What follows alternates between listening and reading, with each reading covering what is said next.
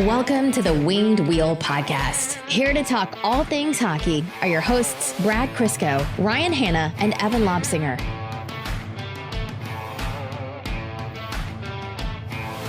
So, funny story for everyone.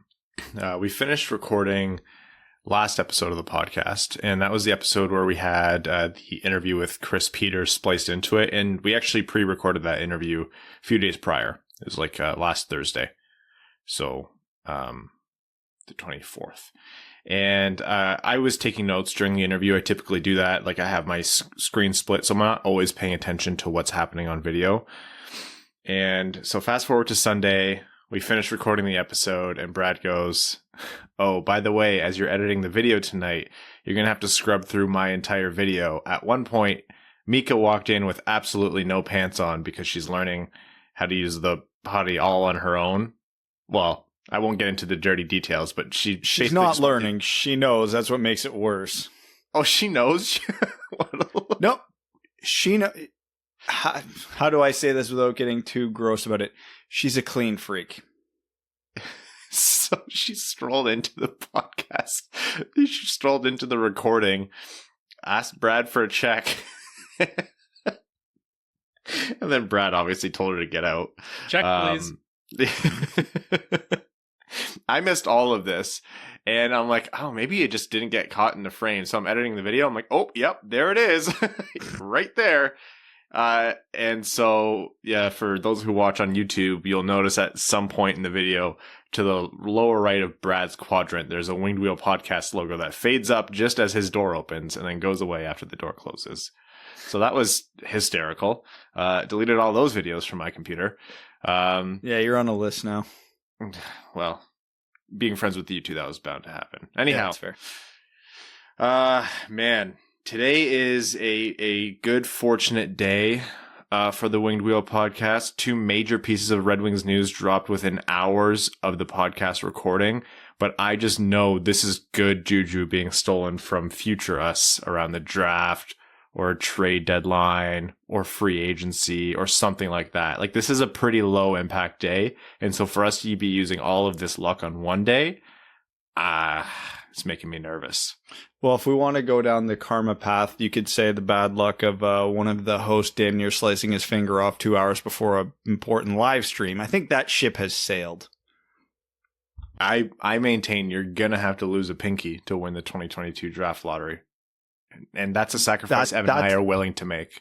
That's a lottery that is probably going to be worth it, but we've went over this. I've made my blood sacrifice. It's one of you that has to have a turn. Well, Evan and I, really true bastions of personal sacrifice. So we'll either do that or pin you down and do it for you come next year. Anyhow, welcome to the Winged Wheel Podcast. Lots to talk about today, which we are excited to get into.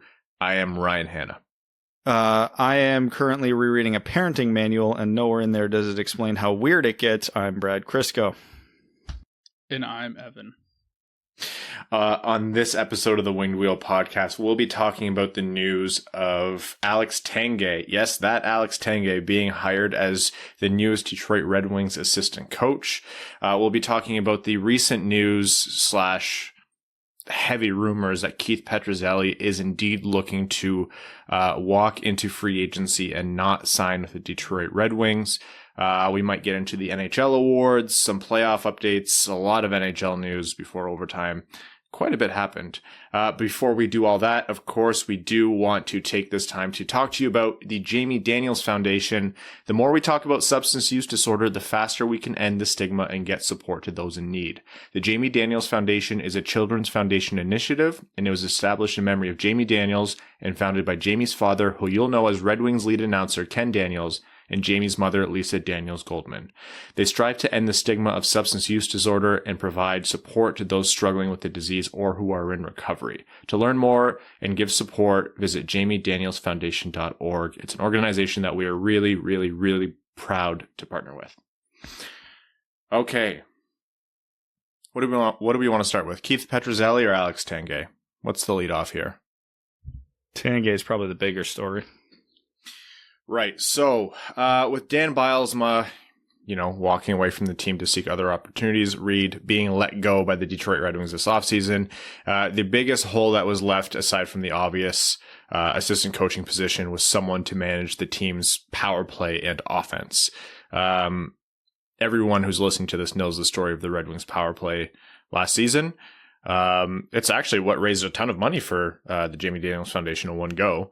But it was, even with the context of a rebuild, just abysmal. Not to mention a constant storyline that we've been having a constant conversation that we've been having on this podcast is, this team is moving to a very defense heavy system, and that's totally fine. But there is a concern that it's coming at the expense of young budding offensive stars' talent or abilities, especially in how they develop. So you can have both, but you need kind of those role people in the administration and on the bench to manage that. So the Red Wings and Yzerman and Blatchell, and Yzerman recognized this, was looking for an assistant coach who was going to manage those things, manage the power play and manage kind of offensive personnel in that way, and try to foster that growth, especially with key players like Zadina. Raymond will be coming up eventually. Who knows who Berggren will be coming in. Who knows who they draft this year? It could be an Eklund or, Kent Johnson or another forward. There's a lot to work with that kind of needs to be good. And not to mention, Dylan Larkin's production took a hit as well. They have another star in Verana who they'll want to keep hot. It is a key role, even if this team is going to skew more defensively as long as they're a bottom feeder. Anyways, long story short, Alex Tanguay, Colorado Avalanche legend, who has spent the last 2 seasons coaching the Iowa Wild, and apparently got some really good results there. According to the Red Wings press release, in his first season as behind the bench, as an assistant coach, I should say, Iowa had the AHL's 5th best power play at 21.9%, which is a pretty good clip. And it had one of the league's leading offenses. And it was, continuing to improve, went from 3.08 goals per game in 2019-2020 to 3.15 goals per game, this past season. So long story short, Alex Tanguay is looking to fill this offensive role. Initial thoughts? Can't be worse. That's my in-depth analysis. Honestly, I was ready to try anything else with this offense. I'm not going to read too much into what Tanguay did in the AHL because it's a volatile league. Things fluctuate, especially in a weird season where teams are only playing within division. It's a positive sign, so not to take it for nothing. All I really know about Alex Tanguay is he meets 2 requirements for the Red Wings bench. One, he was a player, played for a long time, and was a very productive player. And I think the important part of this is one of his assets as a forward in the NHL was he was a very cerebral player. He wasn't that fast. He didn't have that good a shot. He didn't have the best hands, but he was always insanely productive. So that's a pretty good indicator that he had a very high hockey IQ and thinks the game well. That generally is the type of person you want to be running power plays and systems and stuff like that in the NHL. So whether or not it pans out, I have no idea. But he's unproven and will probably come cheap, so this is the exact type of gamble I expected the Red Wings to make, and I'm happy they did. Will it work out? I have no idea. Here's hoping it does, but it's an outside voice with a new perspective. And I did not realize this until I saw the press release, because I only ever remember Alex Tanguay wearing a helmet. He is also very bald, so he's going to fit in just well here. I swear to God, our coaching staff is the Blue Man Group.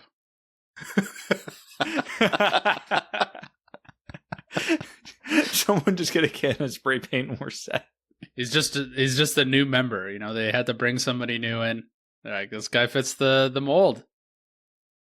I saw the picture. I was like, I don't remember him. I mean, people go bald at different phases, but I was like, are we sure this isn't just... Okay, yeah, no, this is definitely someone different.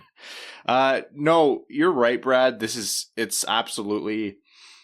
We could have given Evan like 4 Ryan Cokes and sent him out any single night. We probably would have gotten better results than the Red Wings got under Bilesman last year. And it sounds exceptionally harsh, but when you go 40 straight power plays without scoring a goal and with barely trying anything new, yeah, anyone else would have been an improvement. I'm going to speak to the AHL results a little bit, but I think Brad's caveat here is good. Don't read too much into it. It doesn't guarantee success. The AHL and the NHL are two very different leagues. It's much harder to score in the NHL than the AHL, which is the world's most obvious statement. But it is good that, that's what he was tasked with in the AHL. Those from the Minnesota Wild organization and their fans seem to be pretty disappointed that he's already left the organization. It looked like they liked him coming up the ranks.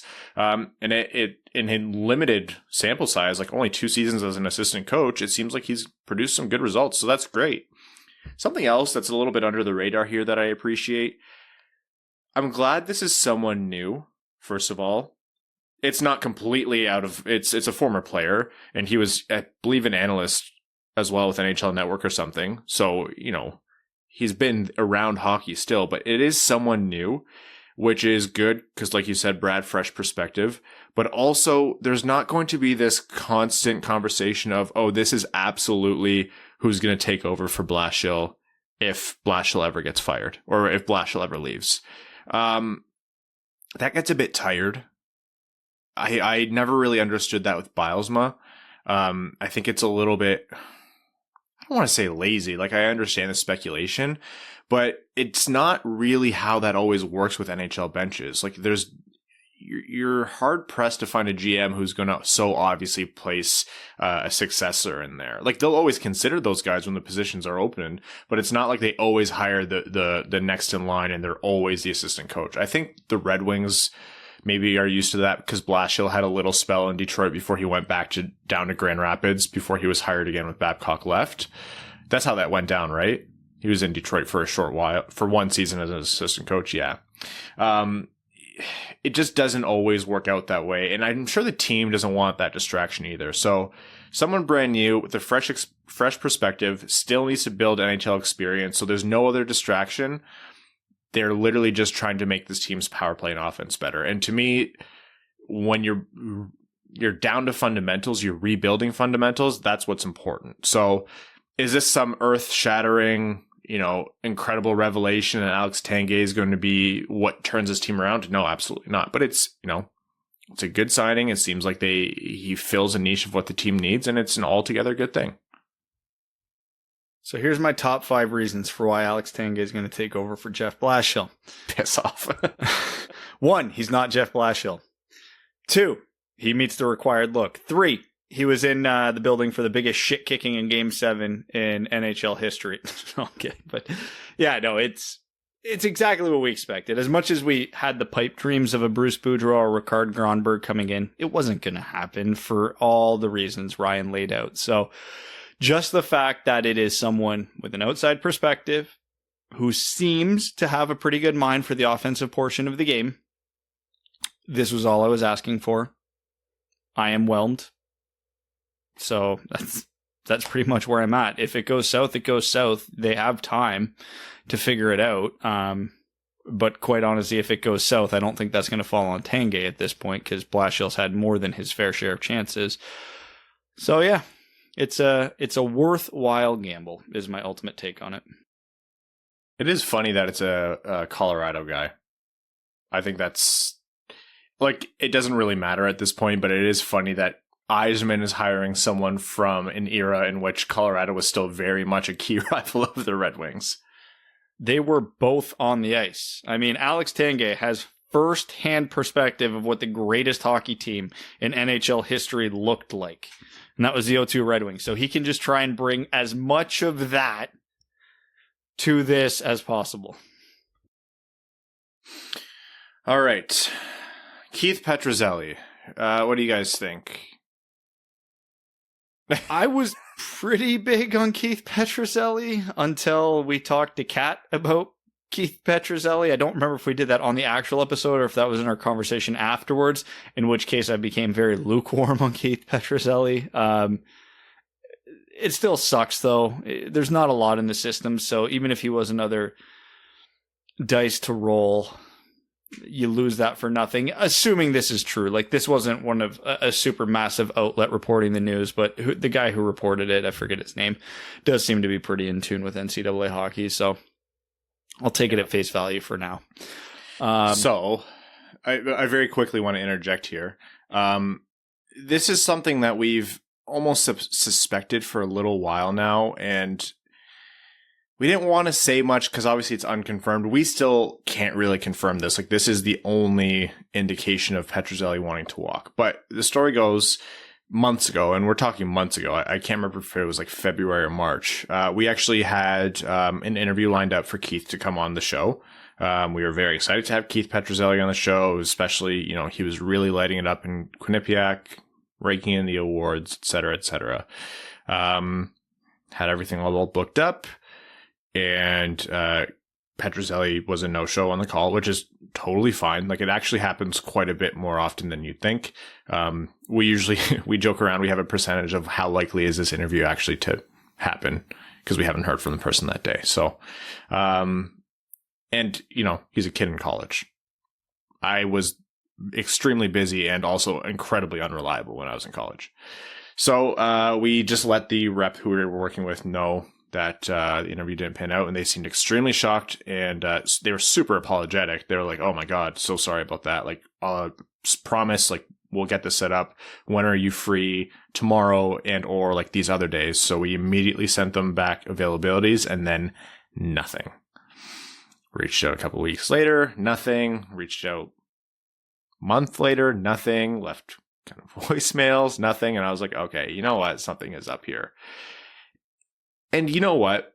Interviews not panning out and people just not getting back to you does happen, again, quite a bit more often. And we don't put these people on blast because no one owes us their time or anything. Like, other shit happens that's more important than showing up on a Red Wings podcast. But the context of all of this one was a little bit funny. And so we've always kind of suspected it. And the only thing that kind of kept it afloat was when Yzerman mentioned at the presser for the draft lottery, I believe it was, that NCAA players who were at their 4 years and needed to sign had the option to extend to a 5th year because they missed out on their college experience, and the team would still retain their rights. So the 3 options are sign with the Red Wings, go back to college, Red Wings retain your rights, or walk into free agency.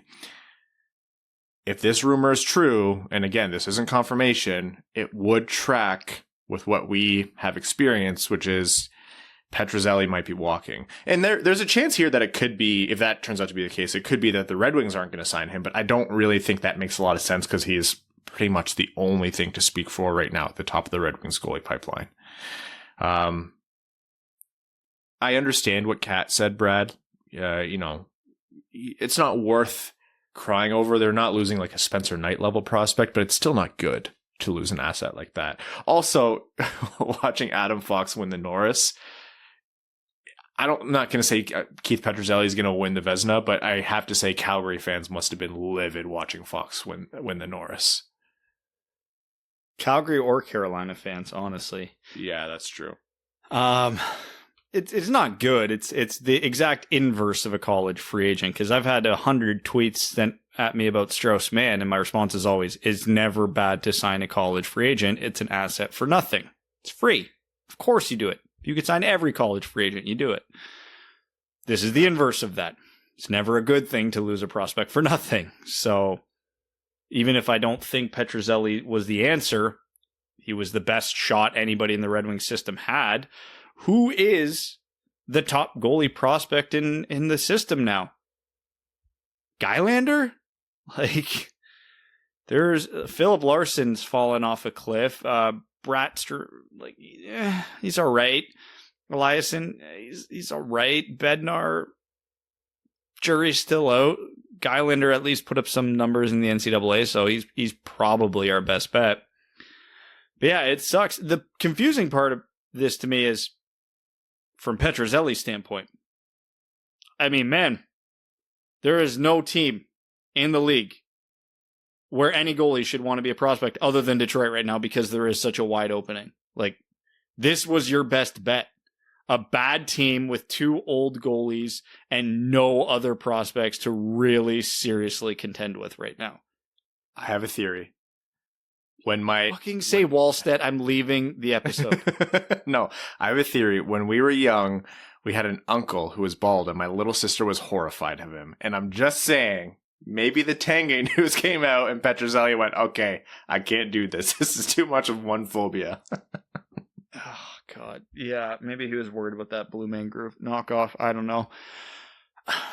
I don't have a good sense of this from any standpoint. Obviously, Detroit would want to sign him for all the reasons I just laid out. They'd be crazy if they didn't want to. Petruzzelli should want to be here, again, for opportunity, unless he grew up, I don't know, a Predators fan, hypothetically, or a fan of pick a team, and he's like, I want to go there because I want to, which, you know, by all means, go for it. It's just another nail in the 2017 coffin of one of the worst drafts in modern hockey history, but hey, it is what it is. Hopefully it works out for both sides, but I don't see it working out for either side. Yeah, like what you mentioned, Brad, like it's a great situation to be walking into if you're a goalie, but he has to want to play there. And again, this is all working under the assumption. Watch, we're going to post this episode and he's going to sign. But this is all working under the assumption that he actually, you know, doesn't sign and it was his decision. It's a great opportunity in Detroit. No one's really standing in your way long term, but maybe it's not that he doesn't want to play in Detroit, but rather that he wants to play in only one place, you know? Maybe he only wants to play for Boston. Maybe he only wants to play for Colorado. Maybe he only wants to play for, you know, in New York, whatever it might be. There's a million different reasons. And, you know, they've played NCAA hockey for 4 years. They're wrapping up their degrees. They have a plan for what they want their lives to be. There's a lot that kind of goes into this thing. So it's easy to speculate, but it's also difficult to be accurate about it all. It does suck. And I do think, you know, the draft talk for this episode is going to be about goalies, because I think there's a chance it colors this draft. How much longer can the Red Wings go with this much of a depleted goalie pipeline? They have nothing, Brad. Yeah, and this changes nothing. If you think Wallstedt is a future Vezina winner, which is an absolute rational thought to have, like he could be that good, and if you think he's going to be that good, Keith fucking Petruzzelli isn't going to prevent you from drafting him. Keith Petruzzelli might have an outside chance at being a fringe starter in the NHL. You're not going to pass up on a Vezina winner or a top 15 goalie in the league because you have that other guy.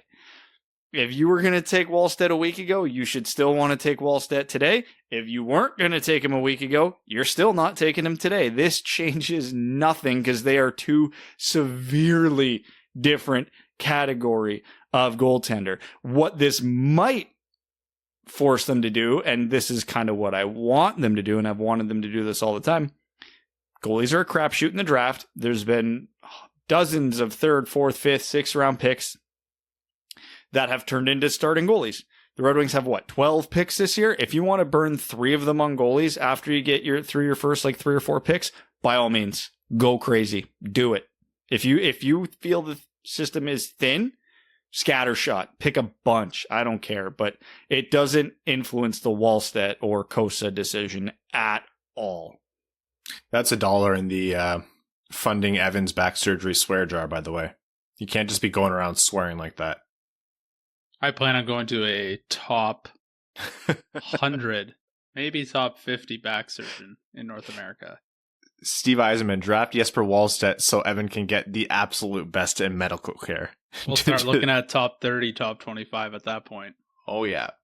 It's very jarring. Evan's to my right on my screen, Brad, and when he has his face shaved, I'm always like, who is on the call with us? Who is this small child? It feels weird. I feel very naked and exposed. Thing that has happened to me is as we age, we need to take care of ourselves better. And so I asked Mel, she has a whole skincare routine. I'm like, hey, look, it's working great for you. I see the difference in your skin. I can't do it. I can't do that every morning, every night. What I need is something I can do in the shower and that I can also work into my beard. Like just one product. Can you just find it for me? Anyways, I have a skincare routine now. It's 4 different products. You're glowing, Ryan. Yeah. Thank you. I don't do anything either. I am very envious of the people who can consistently do those sorts of things because I'm not that type of person. So kudos to you and Mel and everybody else who's less lazy than me. You're not that guy, pal. You're not that guy. Did I say No, you just said you're not that kind of person. I just did a little bit of free word association. Fair enough. Evan, your thought everybody on... doesn't understand the reference you're getting at, Ryan. Well, Evan, that's in every third TikTok. Yeah, Evan, that's why I don't get it, because I don't have Yeah. TikTok. Again, Evan's the true dad of this episode. Evan, I want your take. For you, does this change Wallstedt as a pick at all? No, because where you'd have to take Wallstedt is in the top. Well, if you're Detroit, it'd be in the top 6. So if you were dead set on Wallstedt, it didn't matter what Keith Petruzzelli was doing, because you were taking him one way or the other, and he would bypass Keith Petruzzelli in an instant. You guys piss me off so much because your most rational arguments come on the most like legitimate topics, and the only time I ever disagree with you is when we're like arguing. Well, I actually disagree with you a lot, but half the time I can't be pissed to argue, and half the time it's about pizza toppings. Although, credit to you, Brad, I had a pizza with chicken on it the other day, and I gotta say it was really good. Like, it wasn't that hot a take. It wasn't the take you were making it out to be. I've said some stuff on here where you just sound off on me, and it's valid and justified, and I expected it. But when I threw that out there and you went off the deep end, I was legitimately surprised. So I'm glad to see you come onto the side of, rational. The pizza or chicken on pizza discussion is sort of like pulling it out from the vault. That's like Wing Wheel podcast lore at this point. Oh yeah, that's like that akin to you eating the pineapple on that one episode. It's like what's it with like the trees or the ice where they like can see the levels? If anyone ever comes up to us and brings up the pineapple or chicken on pizza, you know how long they've been a listener. Yeah, like the rings on a tree. Yeah, I didn't know what you were saying at first. What the hell is that even called? I don't know. Yeah, there's a lot. You count the rings on a tree, like carbon dating. There's a lot of shit. Oh, that's the one. Yeah, I'm not good with words. I'm gonna bring this back to Petruzzelli, and I'm the one who railroaded this.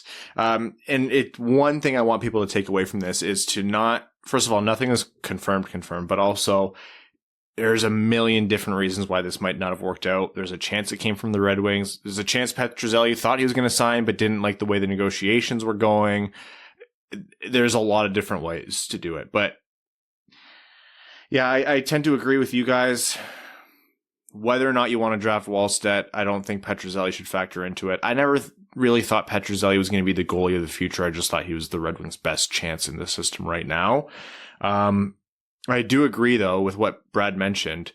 There needs to be some kind of replenishing. And I'm not saying necessarily just draft 3 goalies arbitrarily this draft. I think maybe some more work should go into it. If you think there's better goalies next draft, then that's where you spend the draft capital. But no matter what, I think a few more darts need to be thrown at the goalie dartboard. I agree, and I think the biggest opportunity for that is going to be deadweight contracts, which sounds counterproductive, but Tampa, again, for all the jokes I've made, they're $18 million over the cap, which means they need to shed $18 million before home opener next year, so they are going to have to shed it. Hugo Alnefelt, top goalie prospect in their system. Maybe there's something to be done there. It's a team in cap hell. They have Vasilevsky. They have no need for a goalie for a long time, so he's expendable. Vancouver, they're in cap hell. They just signed Demko to a long-term thing. Maybe you take a swing at Mikey DiPietro for this in the same type of trade. There's opportunities like that out there, or you could look at Boston. I mean, they've got a glut of goalies between Vladar and Swayman, and apparently Rask wants to come back, so someone there is expendable. New York, same thing. So, the draft is the most obvious and honestly the most likely solution, but it's by no means the only option for Detroit to find a quote-unquote guy at this point. And this isn't picking up a prospect. I really like the Alnefelt thing, and that's something I hope it continues to be pushed, because Tampa does need help, because you can only cheat so much. There's only so much you can kind of swing in terms of timing injuries with the salary cap. On the flip side, not a young goalie. I still think there's something to be done with Marc-Andre Fleury in Vegas. I understand he just won a Vezina, but it's not really a secret that the team doesn't consider him a long-term solution, and his cap hit is problematic for them next year. They need to do something to that team to put them over the hump. They're in their cup window and is quickly fading, and they would be happy as hell to get rid of his $7 million cap hit. They're a very gung-ho team in terms of who they bring in. Look at how they brought in Pietrangelo. They're not afraid to make big moves. Even if the Red Wings don't keep Fleury, even if they take him and then flip him at half retained for like a double acquisition of assets, I still think there's something to be done there. I think you were right on the last point of, I think there's a chance the Red Wings are a middleman on a trade for Fleury, but you've read the same rumors I have. If he gets traded, we all know where he's going, right? Pittsburgh. Yes. They have a very Pittsburgh has a very uncertain goalie situation right now. If someone was able to retain a bit of salary in exchange for like a 5th round pick, Detroit's in a prime position to do it. I don't even think with how Fleury just won the Vezina, even at his contract, is he a cap dump at this point? He'd be a net positive to a team with a poor goaltending situation, assuming you're not taking on $7 million. So I don't think cap, I'd agree. Yeah, I don't think Fleury is going to be getting a 1st round pick out of anybody. I do think there's going to have to be salary retained. But if you can get Marc-Andre Fleury for one season at $3.5 million, which again means Vegas or another team has to retain, you are going to receive an asset for getting rid of Fleury. Like it's not like when he went to Vegas where Pittsburgh was in such dire straits they gave up a 2nd round pick to get rid of him. That's not going to happen this time around. That's going to be a quote unquote hockey trade. It's just the money part has to be worked out. And I don't think Detroit makes any sense in that equation other than being an intermediary, because Fleury wants to win. Fleury wants to stay in Vegas. I'm sure if he had to leave Vegas, he would rather go back to Pittsburgh than anywhere else. I know Fleury and Bill Foley, the Vegas owner, is super tight. So whether or not that trade even happens, who the hell knows? But something's going to give, just not likely with us. What's his no move situation? No idea, but because if he has a no move, then that obviously dictates quite a bit of it. But I don't know. I don't think like 10 team to say yes to, or 10 teams to say no to. I guess when you're bottom feeder, yeah, Detroit might be there.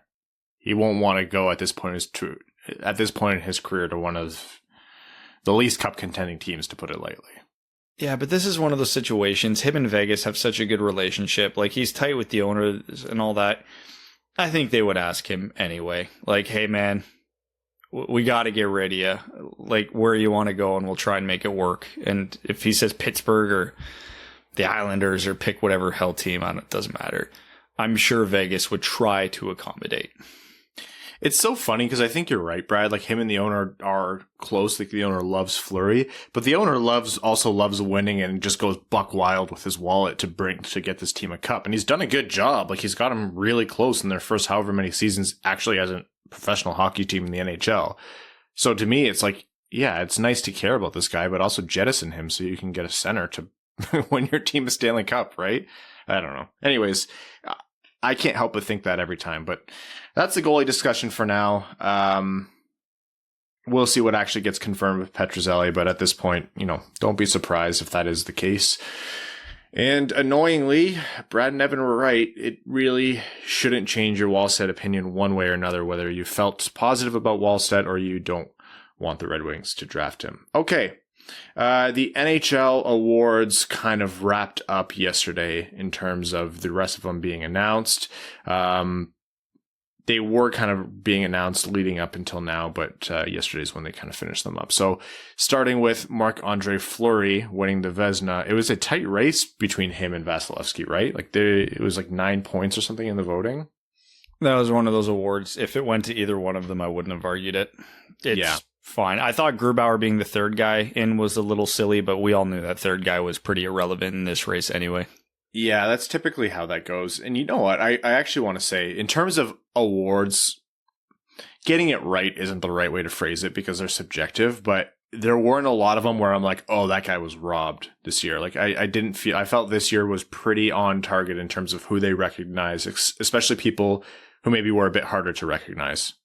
Yeah, it was good. This was the year where I really noticed that whether or not it's just a changing of the guard, I don't remember the list of the PWHA voters, but this felt like the younger generation of hockey media took over, or the quote-unquote old hockey men that we always joke about finally saw the light and started, and at least a bunch of them started coming around, because not that I disagreed with them. I actually agreed with most of the decisions, but I was shocked they actually happened. Like Adam Fox winning the Norris. I thought he should have won.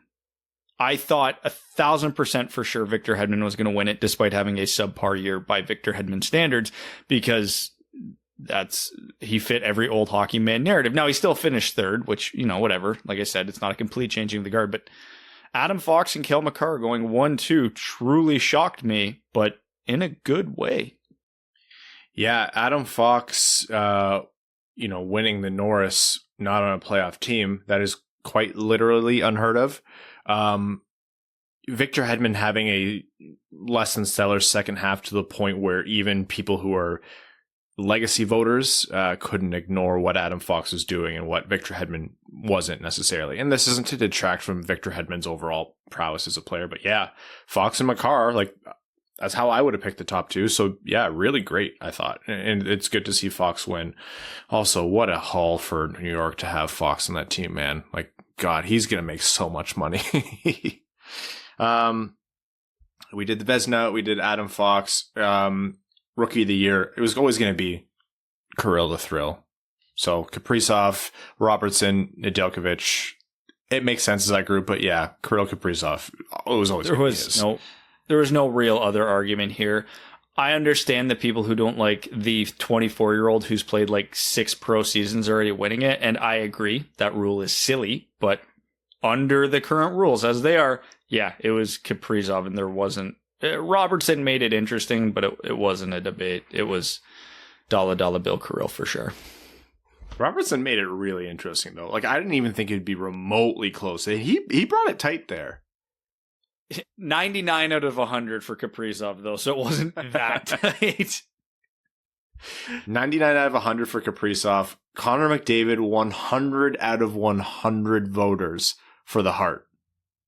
Unanimous. You know what I took away from that? That was the first time there was a unanimous Hart winner since Wayne Gretzky in 81-82. You're telling me for the rest of the 80s, Gretzky wasn't unanimous? What the hell were the people watching back then? Mario Lemieux? Lemieux didn't come to 86, 87? There's a solid 4 or 5 year window in there where Gretzky was just running amok with basically no competition. And before people come at me, I understand there was a lot of other good players in the 80s. But you're telling me the year Gretzky put up 215 points, he wasn't unanimous? Like, what? Yeah. Lemieux joined in the his rookie season, obviously 100 points, 84, 85. That was the first year. So I was actually surprised it was 30 years before, or since there was another unanimous one. I'm sure there's going to be a lot of parallels being drawn there, but it was the obvious answer. You saw some people trying to galaxy brain it, but I don't think anyone ever really had their heart in that argument. And then Gretzky also won it, I think, 8 years in a row, if I can count properly. 1, 2, 3, 4, 5, 6, 7, 8. Mario won it the year, and then Gretzky won it again. I'm proud of you, buddy. That's the longest we've seen you count on the show. Yeah. You usually stop at 5. And then Barkov as the Selke Trophy. The Selke Trophy I thought was pretty wide open. Like, there was a lot of people who you could have gone with, and I think that's the nature of the award. Like, it's just so... What's the best? Is it truly the best defensive forward, or is it the best defensive offensive forward? Because if it was the best defensive forward, then they might have like 12 points. Yeah, it was interesting because, again, that was one of those other awards I was pleasantly surprised on, because the Selke for me has always felt like the legacy award. Like, just keep voting Bergeron in, and then as the runner-up, and we'll give it to whoever feels like they deserve it. But man, like Joel Eriksson Ek and other guys like him were up there in the voting. People took notice of the guys who are not necessarily superstars, but exceptionally strong defensively. So again, it was another award where, yeah, you can absolutely justify Barkov winning, and I'm not upset about it. But it was reassuring to see just how far that pendulum has swung, and it wasn't just Barkov, Bergeron, and pick one other guy, and then a chasm between everybody else. Anze Kopitar. He was always a classic vote in there. Isn't he? Well, he at least had a good start to the season. He had a good year, didn't he, Kopitar? Yeah. So without even looking at it, I'll bet you he got votes. Oh, definitely. All right. So as we record this, the Stanley Cup playoffs are underway. Game 2. Game 1 has completed. So by the time you're listening to this, there's a whole other saga added to the Cup finals. Tampa Bay over Montreal in Game 1 just absolutely routed them. Any major takeaways from that game? Knowing that it's tied 0-0 with like 5 minutes into the first of this game. Montreal needs to be better. Hot take. Let me write that down. I'll send it to Dom Ducharme. Thank you. If Montreal doesn't receive some voodoo witch doctor luck, this is how every game in this series is going to look, because Tampa Bay is just that much better than Montreal. So this went exactly how I thought it would. I'm just hoping it doesn't continue. I understand, and I agree that Tampa Bay is substantially better on talent, but we've seen enough playoff series, right, where all it takes is one thing to go wrong. For example, Kucherov being fully out. Like if they manage to hurt Kucherov, which they're going to try to do, absolutely, they're trying to figure out what's hurt on him, and they're going to cross check it hard. Kucherov being out, and then you just shut him down. Like Vasilevsky has one bad game. Carey Prices them. They sneak by on a 2-goal win, which they've done umpteen times this playoffs. They're not the better team. They're not the better team on paper. They didn't play like the better team in Game 1, but I can still absolutely see Montreal squeezing out enough to make this interesting. So I'm not so quick to write them off. That's the beauty of the playoffs. The better team doesn't always win, right? So I'm hoping for some voodoo. I'll leave it at that. Ryan Nugent-Hopkins. I know a lot of people getting into some NHL news here. A lot of people were actually, asking about Nuge as a free agent signing, what have you. Locked up for 8 years in Edmonton, which was a pretty surprising contract. 8 years at, just over $5 million a year, full no move clause, which is okay. First of all, the money, great. $5 million for Nugent Hopkins right now. He's 27 or 28. It's good money right now. It might hurt down the road, but at that point, you're either not going to be the GM of the Oilers or the cap will be way higher. 8 years. That term isn't fantastic though. And the full no move is, oh man. I'm not ripping on Kenny. I'm not saying the contract's bad, but that is just the Ken Holland special right there. He is not capable of signing short-term contracts or contracts with no trade protection. He just is physically incapable of negotiating them at this point, and you can't convince me otherwise. The contract on a whole, it's, to go back to a age-old saying, it's fine. I don't think it's going to age well. But Edmonton should probably be contenders for 4 or 5 years still. They have that McDavid fella. Nugent Hopkins should still be good to serviceable in that time, at least $5 million worth. But those back 2 to 3 years, those are going to be rough, especially with the no move clause. But, you say salary cap will go up by then. Not by much. Like they're talking 4 or 5 years of damn near a flat cap. So that is probably the window where it starts to climb, which means it probably won't be significantly higher than it is now. So if I was an Oilers fan, I wouldn't be super upset about this contract. I certainly wouldn't be doing backflips, but if you really think you're going to win in the next 4 or 5 years, this cap hit in those 4 or 5 years is advantageous to that. So if they can build around Draisaitl and Nugent Hopkins and McDavid, this will be great. If they can't, it's going to just shorten their window that much more. Keeps the money low, which I think is important, right? Like it's going to be hard for this team to kind of navigate adding a ton of offensive talent. But that said, they have a lot more space now than they used to.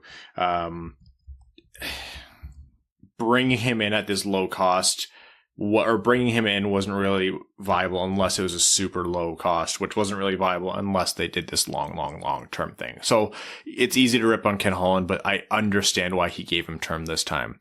When he gave Abdelkader term, when he gave all those other guys term, I was like, there isn't really a point to that. But the Nugent Hopkins ones is actually kind of strategic. It's hard to make your team better when you lose Ryan Nugent Hopkins in the offseason. So within the context of you have McDavid and Draisaitl and you should be winning cups soon, yeah, I get it. I'm willing to take that risk. He just has the unfortunate history dragging behind him completely. If Nugent Hopkins is able to play out this full contract, he's got to be close to the most games played as an Edmonton Oiler.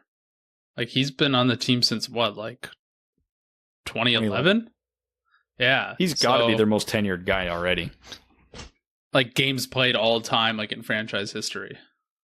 That's what I meant. He'd be close, right? His contract goes to what, like 28, 29? Yeah, he'll be up there. That'd be 18 years. Woo! Get your math today, buddy. Good job. I didn't even have a coffee today, so this is very surprising. Lightning in a bottle. Evan's the only one on this show with a degree in mathematics. Yeah. That's literally how useful it is. Guelph grads, man. You guys didn't learn shit over there. Clearly. You guys don't even have working cabs over there. Oh, that is a definite fact. Yeah. Duncan Keith apparently might be traded to somewhere in the Pacific Northwest or the West. Speaking of Ken Holland. You think that's Kenny? Pacific Northwest, an aging defenseman who's a husk of their former self, and every metric you want to look at shows is a terrible defenseman now, but brings good veteran leadership and has won before. This is only Jim Benning or Ken Holland. It's not Seattle. It's not Calgary. It's not Winnipeg. It's not any team up there. This is Benning or Holland, and you can't convince me it's anyone else. Because unless you are getting an asset with Duncan Keith, it's a terrible move. If a team said, here, if the Hawks went to Edmonton, you can have Duncan Keith for nothing, it's a bad move for Edmonton. Like, the eye test says he's not who he used to be. Somehow the underlying analytics are even worse. So, yeah, this Benning or Holland, it's nobody else. And you won't be able to convince me otherwise. I hope it happens otherwise now, because you spoke so confidently about it. I hope no one does Chicago a favor. Please stop doing Chicago favors. Please stop doing teams that have won multiple cups favors. They don't need your help. Please. Well, we'll see what actually happens here. All right. We have time for a quick draft prospect profile here. And on the topic of goalies, we've talked about Wallstedt, but someone else who's come up as a possible contender as the top goalie in the draft is Sebastian Cossa out of Edmonton in the WHL, standing tall at 6'6". Brad, why don't you take us away here? Oh, the wild card of the first round could go in the top 10, could possibly be hanging around for Detroit's second first round pick. Not very likely. Most mocks I see have him going in the top 15, but once you get past a couple of the teams in the 13-14 range, there's not a lot of teams looking for goalies, so stranger things could happen, but Cossa is the opposite of Wallstedt, and I think we've touched on this before. Wallstedt is that not super huge, calm, very technically sound goalie. Cossa is a 6'6" athletic freak. That being said, he did have a lot of improvements in his technical game this year. Put up absolutely cartoonish numbers in the WHL, but that was in a limited amount of games for a very strong team in a very weak division. So it is worth noting. Cossa didn't come out of nowhere this year, though. He has a track record of being a top prospect, so it's not like him putting up these freakish numbers were an absolute shock to everybody, but the context here matters a lot, especially when drafting a goalie, because we made the same argument for Dylan Genther, but obviously when you go between the pipes, that just amplifies those concerns even more. So I don't think Cossa is going to be in the cards for the Red Wings, just because he's not. If you're reaching for a goalie at 6, it's Wallstedt. And I don't think he slips to 23. But stranger things have happened. If the Red Wings trade up, 4 or 5 spots, if he starts to slide, that would not shock me, would not bet on it, but that could be a solution. This guy's basically Keith Petruzzelli, but a lot better. The big athletic guy who needs to refine his game. And now, at 18 years old, Cossa's game is way further ahead than Petruzzelli's was at the same age. So it's not a one-to-one comparison, but just stylistically, we've talked at length about Petruzzelli, so I think it's worth mentioning for a clearer picture. But yeah, again, I don't think he's going to be super relevant to Detroit in either of the picks, but he's going in the first round and almost certainly in the top half of it. Yeah, I think your description, Brad, of almost being the inverse of Wallstedt is apt. I don't want to say Cossa has no positioning the way that Wallstedt is so supreme in his positioning, but Cossa seems to do the two things that you can't really mesh together. He's massive, which you want in a goalie. It's simple. You just block more than that. But also he's super athletic, and that's great. He has a lot of I don't know, he's very twitchy. He's always ready to kind of make a move. It's a little bit like you watch, you're like, oh, that guy's a manic. He's definitely a goalie. You have to be crazy to be a goalie and play like that. The way he slides around his net and the way he's able to move his body, especially on a dime as a play changes around him, I've found that was super impressive. Someone his size doing that. When you watch other goalies and they kind of lumber, they rely more on being in the right place and puck tracking. And there's nothing wrong with that. If you're big, you can track the puck, you can position well, you don't need to scramble a lot. So Cossa definitely relies on his athleticism. I have seen notes in a little bit part of his game where he does lose track of the puck, but he's able to recover because of that athleticism. So if he, is better able to anticipate play and position, it's not really hard for me to see why this guy's ranked so high. I'm not as certain that he's going to go in the top 15. I'm not saying the Red Wings should trade up to get him if he reaches 19-20, but I think there's an outside shot he makes it to 23rd overall. Yeah, I agree with you, Ryan. I feel like he will be there. I don't know really what the goalie needs are for the teams in front of Detroit at the 23rd pick, but he could be interesting at 23. It's hard watching highlight tapes because Brad highlighted there's small sample size and he plays on an absolute wagon of a team. So they're not giving up a lot of high danger scoring chances. So it's kind of hard to evaluate, but yeah, he's an athletic freak. He is absolutely monstrous and he can move that well. That is just incredible. You guys nailed every sort of highlight about his game. The only thing I sort of noticed was sometimes he gets a little too aggressive and comes out a little too far to challenge shooters. In the NHL, you'll get torched when you do that. So that's a very small gripe.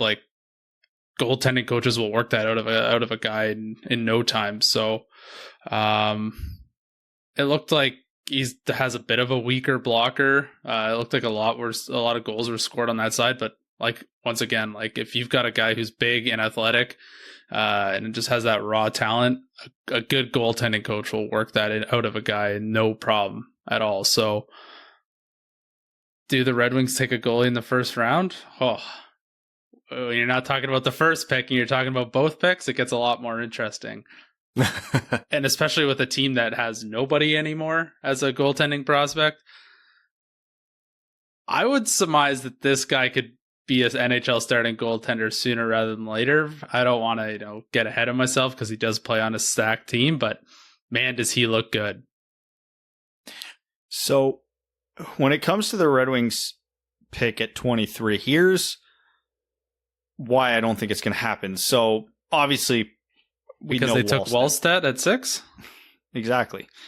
But once you get past the pick 6, there's a lot of teams that have needs in net. So if you think all of these teams are going to pass on goalie, or at least all but one, Cossa's not getting there because you have San Jose at 7, Ottawa at 10, Chicago at 11, Dallas at 14, the Blues at 16, Edmonton at 19, Minnesota at 21. I could see them all taking a swing on a goalie. So I'm not saying it's impossible, but I'm saying it's unlikely. Yeah, Edmonton is the one that's stuck out to me because what are they going to do? Go back to Mikko Koskinen? Like, Mike Smith's not signed and he's old.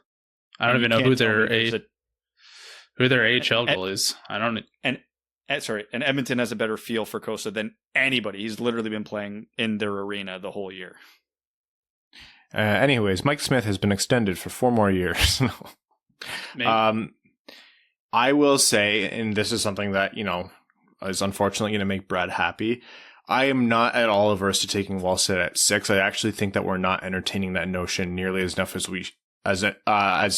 strongly as we should based on his level of talent. Shut up, Brad. Shut up, Brad. Hell on my Twitter feed and say people aren't talking about it enough. Brad, I have you muted. I'm not going to get on your Twitter feed. Anyways, I think that people should be seriously considering him as a good pick at 6. But I think if the Red Wings are to take a goalie, I would much rather end up with an Eklund or a Johnson or someone else who's a skater and then Cossa with the second first-round pick. I think that's almost like an ideal scenario for the Red Wings. I agree. Sadly. All right, that's a very fast prospect profile on Sebastian Cossa, fellow first-round ranked goalie alongside Jesper Wallstedt. So you'll be hearing plenty of his name as the Red Wings have 2 first-round picks. All right, let's jump in overtime. Midweek episode of the Winged Wheel podcast means overtime is Patreon exclusive. Our patrons are phenomenal people. They help support the show. They generally have really nice skin and they're much taller and cooler than Brad. We're going to start with Nick Geyer says, hey guys, with the expansion draft coming and exciting things happening in Seattle, I can't help but think of the last expansion with Vegas. Seattle got it right by choosing the Kraken, but do you guys remember the rumored names for Vegas? One of my favorite names was the Las Vegas Spades. Can't help but think that would have been way more badass than the Golden Knights. Brad's laughing because I have one of the many hills that I choose to die on is that the Vegas should have been the Las Vegas Flamingos. It should have been black and pink as a color scheme and it would have been badass. But instead they went with, and like I understand that they're not necessarily going to do it. And I guess Bill Foley's business competitor, like the Flamingo, I can't remember, Flamingo Resorts or something, it wouldn't have made sense for them. But the Golden Knights is such an objectively stupid name. The only way it's saved is by those jerseys, which are awesome. The whole shtick that they have going around the arena of like the fortress and the knight who does the pregame videos and the castle in the arena. I don't care how stupid the name is. They've made it work to the 10th degree. It's Vegas. They know how to put on a show, right? And that was never really in doubt. AJ Voss says tinfoil hat theory time. The NHL only created the job for Josh Richardson to take the heat off them and the Blackhawks. It's all the timeline's talking about. It seems like such weird timing considering the league is in the middle of one of the biggest events of the season for them. It's very NHL to try to distract the fans and deal the usual no business sense backlash they always get as opposed to responding to and making changes to the enabler / cover-up criticism they've been getting. I'm not going to say that's definitely what's happening. I'm not even saying that's likely what's happening, but it's, definitely in the cards. Like, you're right that's where the conversation is at right now. Colorado 14er says, which is one player for whom you'd package 2 of the second round picks as well as pick 23 in order to move up to the 17 to 19 range should he happen to fall that far? I mean, Power, Beniers, I guess. Either one of those guys. So again, just because it's kind of an impossible question, anybody in my top 10, but for anybody who's likely going to slip to that spot, they'd have to pass Detroit at 6, right? So if both Power and Beniers, maybe. That they're getting down to the mid-teens? Like, that's not happening. I'm saying Detroit would have to have the opportunity to pick between those two, and then for whatever godforsaken reason, they fell another, 15 to however many spots, 13 spots. Going on the assumption that the consensus top 10 isn't there, I don't think there's anybody I would consider doing it for, honestly. Bullshit answer? Wallstedt. I don't think there's a player that separates themselves enough that I have any confidence of slipping out of the top 10. Like, it's just everybody from like 12 to, the early second round are so closely ranked. It's not worth giving up an extra 2 seconds for him when you could take 3 guys in that tier instead. So, yeah, is there a world where Wallstedt falls to the mid-teens? Sure. If that happens, would I want Detroit to be aggressive to move up? I don't know if want would be the right word, but yeah, that would be the guy you would do it for. Also to everyone in the media, the poor kid who had to endure being sexually assaulted because of the Chicago Blackhawks cared more about their reputation than his physical and mental well-being. He was from a town in the Upper Peninsula called Houghton rather than Houghton. I'm really guilty of that. I said it last episode, so I actually had someone correct me about it in the comments, so thank you for that. Can't tell you how many times I've heard the latter pronunciation this week, but it's been a lot. Yep, that one's on me. I've done that one, or I did it last episode because I do a lot with names. I don't know why. Jonathan Melwish says, hey guys, is there anything from another major sport that you'd like to see in the NHL? Yeah, I want to see the NHL advertise itself as well as Formula One has with its completely behind the scenes access to a TV show. They've done it before. It was called HBO's Road to the Winter Classic. Everyone loved it. Bring it back. But Ryan, they said bad words in the NHL. They don't say bad words anymore, so they can't put that on TV. Well, as hockey players, we can all say we never swore. In the dressing room, practically choir boys. Listen, if we had voice recorded my golf rounds when I'm not playing well, Ryan, you'd be editing for weeks and there'd be nothing you could play. We'd get a sponsor and immediately get dropped. Right away. Yes. First episode. Anger Management would be the sponsor. Number one, Steve Ott fan says, how will the hiring of one of the best playmakers of his era as an assistant coach change a power play that formerly featured a lot of standing in place and passing to the other team? I'm saddened that Steve Ott isn't coming home. If Tanguay's style of play is indicative of what we might see being taught to the young players we have on this team, it's a solid hire.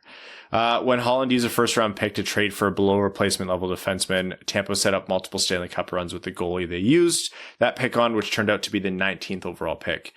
Did you see that Keith is possibly getting traded to a team in Western Canada? What pick does Edmonton have this year if you remove Arizona from the equation? Oh my God. He's figured it out. Feeds into Brad's theory that Keith is going to Edmonton. But if Chicago drafts the next goalie of the future, I will be punching through a window. That's my prediction where Wallstedt ends up. Matt S. says, what do you three think of the ESPN announcement regarding their NHL crew? I'm happy Chelios made it as an analyst, but I'm sad BXA didn't. Anyone you would like to have seen that didn't make it, keep up the good work as always, dubs. I mean, yeah, the dream was always to have Gary Thorne, making calls as well, and that didn't happen either. Doc didn't happen. I like that Chelios came in. I think that'll be fun. Yeah, altogether. They had a great crew. Yeah, they had a great crew. They had a variety of personalities, and which means we'll get a variety of opinions.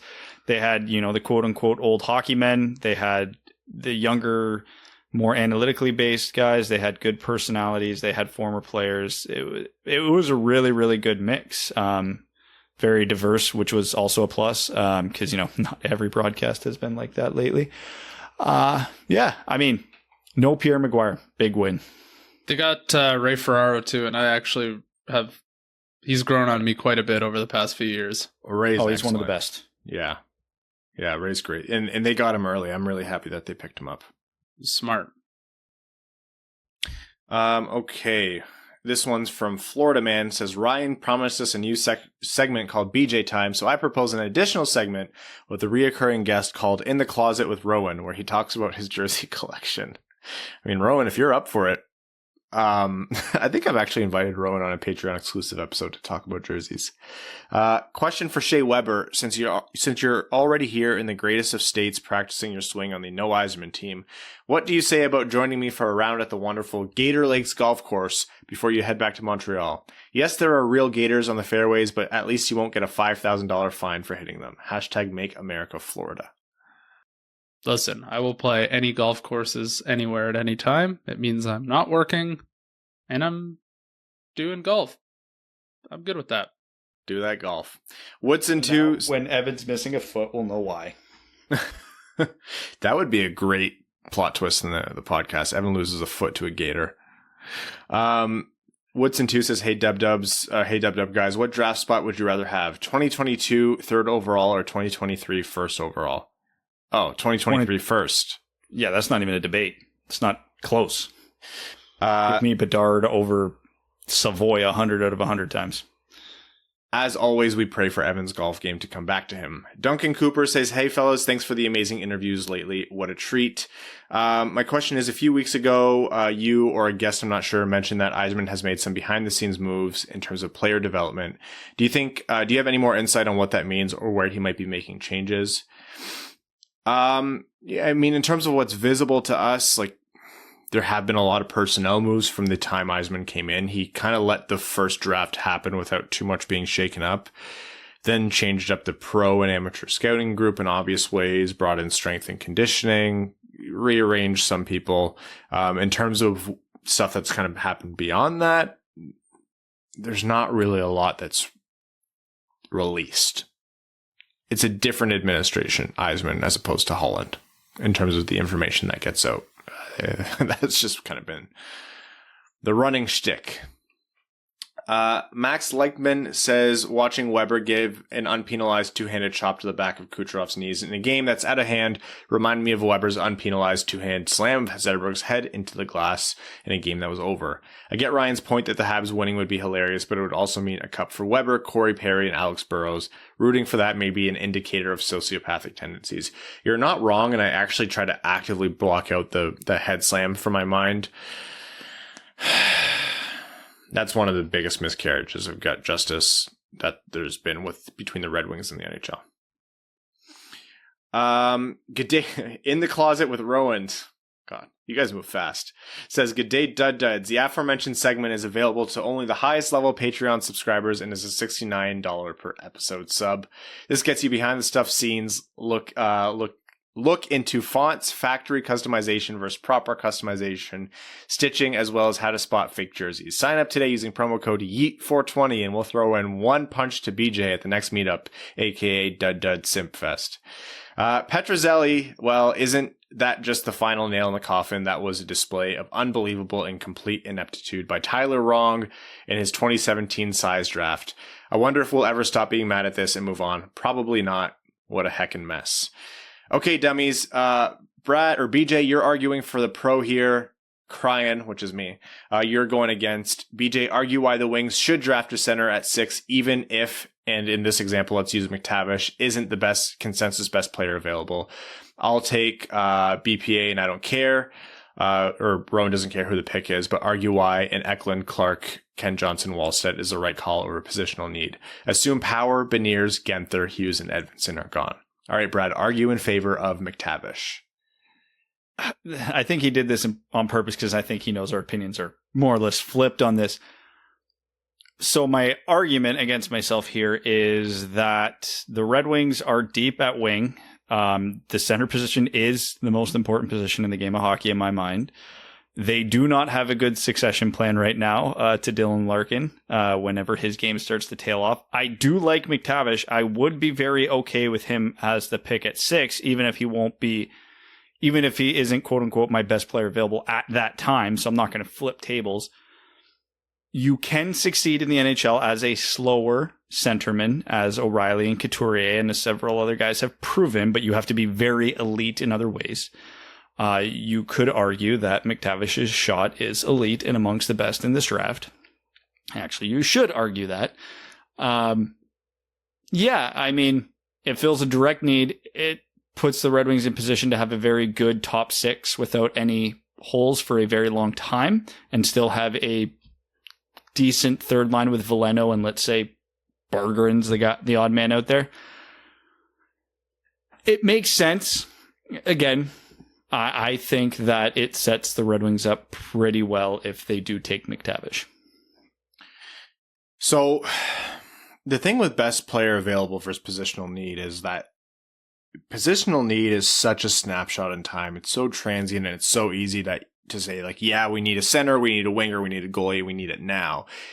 And the reality of the NHL is like Chris Peters mentioned, actually, it's not the NFL where these guys come in and make an impact right away. So you really have to strike a lot of things right to draft for positional need and have it actually be the best pick.